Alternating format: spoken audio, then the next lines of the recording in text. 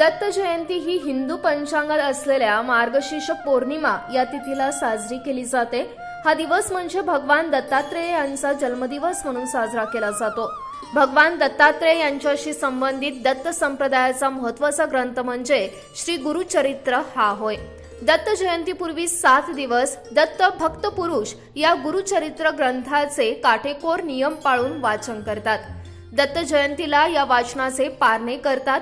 दत्त जयंतीच्या दिवशी दत्ताच्या देवळात भजन कीर्तन होते। संध्याकाळच्या वेळी दत्ताचा जन्म झाला असे मानतात, त्यामुळे त्यावेळी जन्माचे कीर्तन असते। पालखीतून भगवान दत्तात्रेय यांची मिरवणूक निघते। केवळ शहरातच नव्हे तर लहान लहान गावातही हा उत्सव उत्साहाने संपन्न केला जातो। शहरातील बसवेश्वर सर्कल येथील श्री दत्त दिगंबर मंदिरामध्ये सकाळपासूनच भाविकांची दर्शनासाठी गर्दी झाली होती। मंदिराला फुलांची सजावट व विद्युत रोषणाई यासह पेंडाल घालून भक्तांसाठी अनुकूल असे वातावरण निर्माण करण्यात आले होते। बेळगाव शहरासह प्रत्येक उपनगरातील दत्त मंदिरामध्ये दत्त जयंती आपापल्या परीने साजरी करण्याचे चित्र आपल्याला आज पाहायला मिळाले। Mahadev Pawar, KNN city news, Belgaum.